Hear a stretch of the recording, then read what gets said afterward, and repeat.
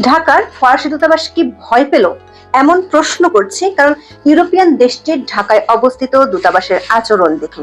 ইস্যুটি মার্কিন সরকারের গোয়েন্দা প্রধান তুলসী গ্যাবার্ডের মন্তব্যকে ঘিরে।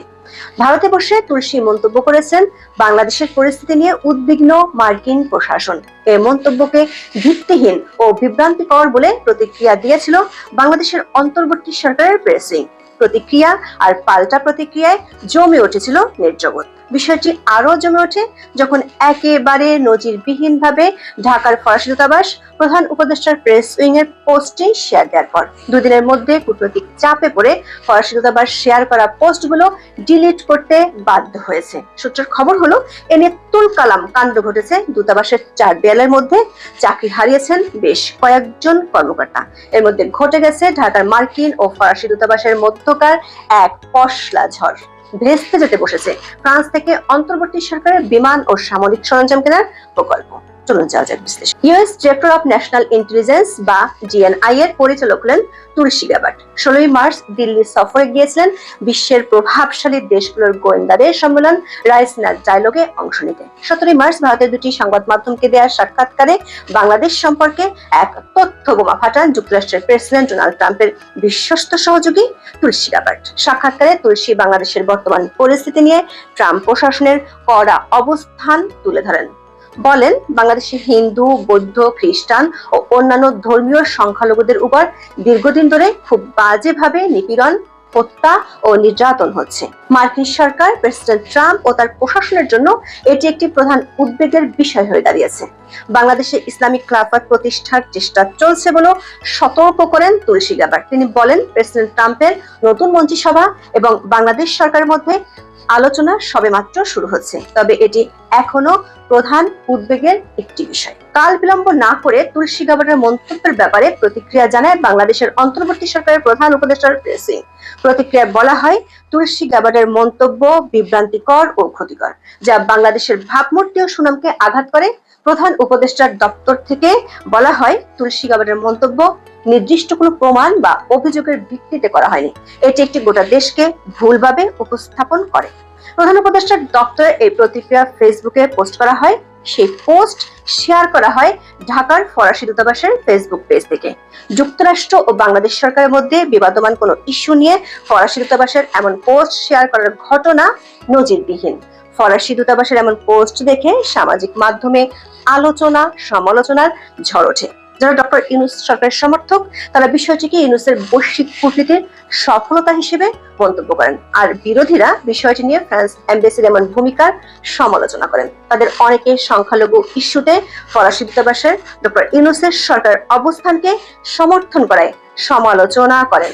অনেকে মন্তব্য করেছেন, তুলসী গ্যাবার্ডের মন্তব্যের প্রতিক্রিয়ায় ডক্টর ইউনূসের দেয়া পোস্ট ফরাসি দূতাবাস থেকে এভাবে শেয়ার করা নিঃসন্দেহে একটি নতুন ডাইমেনশন।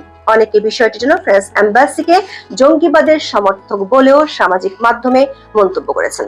দর্শক, ফরাসি দূতাবাসের এমন আচরণ এখানেই থামেনি, জল আরো বহুদূর গড়িয়েছে। ভারতীয় নৌবাহিনীর সাবেক কর্মকর্তা মনোজ রানাওয়াত এক্স হ্যান্ডেলে বিষয়টির জন্য ফরাসি দূতাবাসের কড়া সমালোচনা করে টুইট করেন। টুইটে তিনি লেখেন, মনে হচ্ছে ভারত ফরাসি কৌশলগত অংশীদারিত্ব ফ্রান্সের জন্য ভারতের কাছ থেকে লাভজনক প্রতিরক্ষা চুক্তি পাওয়ার একটি ব্যবসায়িক ব্যবস্থা মাত্র। উপমহাদেশে ফরাসি দুর্ব্যবহারের জবাব দেওয়ার সময় এসেছে। মনোজ রানাওয়াতের টুইটটির পাল্টা জবাব দিয়ে রিটুইট করে ঢাকার ফরাসি দূতাবাস লেখেন, রানাওয়াতের পোস্টটি হাস্যকর, ভিত্তিহীন এবং বুদ্ধিবৃত্তিকভাবে দুর্বল। সূত্রগুলো বলছে, এরপরই বাধে বিপত্তি। বিষয়টি নিয়ে সক্রিয় হয়ে ওঠে ঢাকার মার্কিন দূতাবাস। কড়া বার্তা পাঠায় ফ্রান্স এম্বাসিতে। মার্কিন এম্বাসি থেকে জানানো হয়, অন্য দুটি দেশের বিষয়ে ফরাসি দূতাবাস কোন এখতিয়ারে এমন পোস্ট দিল। শোরগোল পড়ে যায় ফরাসি দূতাবাসের অভ্যন্তরে। শুরু হয় তদন্ত, কারা ফেসবুকে এবং এক্স হ্যান্ডেলে এমন পোস্ট দিয়েছে। দ্রুত পোস্ট দুটি সরিয়ে ফেলা হয়। ফরাসি দূতাবাস এ কাজের জন্য 3 জনকে চিহ্নিত করে, যাদের মধ্যে একজনের চাকরি হয়েছিল প্রধান উপদেষ্টার প্রেস উইং এর এক কর্মকর্তার সুপারিশে। ফরাসি এক বার্তা সংস্থার এক কর্মকর্তাও এর সাথে জড়িত বলে সূত্রগুলো জানিয়েছে। সূত্রগুলো বলছে, ফরাসি দূতাবাসের এমন অ্যাকশনও মন গলেনি মার্কিন প্রশাসনের। বিষয়টি তারা এতটাই গুরুত্বের সাথে নিয়েছে যে কূটনৈতিক চ্যানেলে বিষয়টি নিয়ে ক্ষোভের বহিঃপ্রকাশ ঘটাচ্ছে দেশটির প্রশাসন। এতে বাধাগ্রস্ত হতে যাচ্ছে ফ্রান্স সরকার ও ঢাকার ফরাসি দূতাবাসের বহু দিনের স্বপ্ন। শেখ হাসিনা সরকার আমল থেকে ফ্রান্স বাংলাদেশে এয়ারবাস, সামরিক অস্ত্র, রাফাল যুদ্ধবিমান বিক্রি করতে চায়। এ নিয়ে কূটনৈতিক ও রাজনৈতিক চ্যানেলে ফ্রান্স সরকার বাংলাদেশের সাথে লবিং করে আসছিল। 2021 সালের নভেম্বরে শেখ হাসিনা ফ্রান্স ভ্রমণে গেলে সেখানে চুক্তি হয়। এর অংশ হিসেবে শেখ হাসিনার আমলে ফ্রান্স থেকে 10টি এয়ারবাস কেনার সিদ্ধান্ত হয়েছিল। শেখ হাসিনা ও এমানুয়েল মাক্রোর মধ্যে সে সময় স্বাক্ষরিত সবচেয়ে বড় চুক্তিটি ছিল বাংলাদেশ ও ফ্রান্সের মধ্যে সামরিক সরঞ্জাম ক্রয় বিক্রয় সংক্রান্ত নিরাপত্তা চুক্তি। তখন থেকে বাংলাদেশের কাছে রাফাল যুদ্ধ বিমান বিক্রি করতে চায় ফ্রান্স, কিন্তু রাশিয়া ও চীনের আপত্তির মুখে শেষ পর্যন্ত শেখ হাসিনা সরকার তা পারেনি।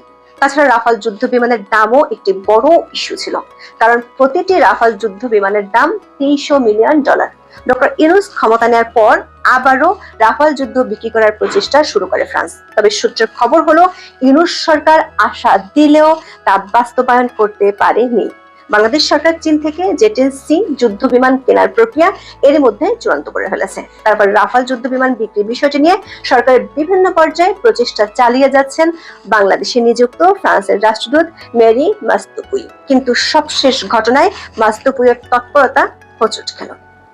সূত্রগুলো বলছে তুলসী গাবার্ডের মন্তব্য নিয়ে ফরাসি দূতাবাসের শেয়ার করা পোস্টের ঘটনায় বাংলাদেশ ফ্রান্সের সম্পর্কেও প্রভাব পড়তে পারে। মার্কিন দূতাবাসের পক্ষ থেকে বাংলাদেশ সরকারকে এ বিষয়ে ইতিমধ্যে কড়া বার্তা দেওয়া হয়েছে বলে একাধিক সূত্রে আমরা জানতে পেরেছি।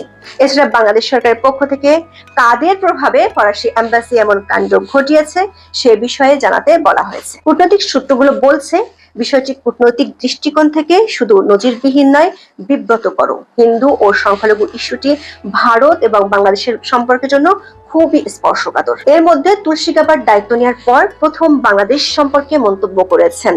বাংলাদেশ সরকারের পক্ষ থেকে তা নিয়ে প্রতিক্রিয়া জানানোর অধিকার আছে, কিন্তু সে প্রতিক্রিয়া কেন ফরাসি দূতাবাস শেয়ার করলো বিষয়টি কোনোভাবেই কূটনৈতিক মহলে বোধগম্য নয়। গত 2 দিন ধরে বিষয়টি নিয়ে ঢাকার কূটনীতিকদের অনানুষ্ঠানিক সংগঠন টুরিস্ট গ্রুপের মধ্যে আলোচনা হয়েছে। রাষ্ট্রদূতের অগোচরে দূতাবাসের বাংলাদেশি কর্মকর্তাদের এমন আচরণ টুরিস্ট গ্রুপের অন্য সদস্যদের ভাবিয়ে তুলেছে। সূত্রগুলো বলছে বিষয়টি নিয়ে সমঝোতার জন্য চেষ্টা শুরু করেছেন টুরিস্ট গ্রুপের সবচেয়ে সিনিয়র এক রাষ্ট্রদূত। এই ঘটনায় চাকরি হারাতে হতে পারে বাংলাদেশের প্রধান উপদেষ্টার দপ্তরের কয়েকজন কর্মকর্তাকেও। দর্শক, রাষ্ট্রদূত মেরি মাস্তোপুইয়ের আমলে এর আগেও বেশ কয়েকটি বিতর্কিত কর্মকাণ্ডের অভিযোগ আছে। 5ই আগস্ট ক্ষমতার পট পরিবর্তনের পর আওয়ামী লীগের এক প্রভাবশালী মন্ত্রীকে দূতাবাসে আশ্রয় দেওয়ার অভিযোগ ছিল, যদিও দূতাবাসটি তখন ফেসবুকে পোস্ট দিয়ে সেটি অস্বীকার করেছিল। আজ এ পর্যন্ত। সবাই ভালো থাকুন, সুস্থ থাকুন, নিরাপদে থাকুন।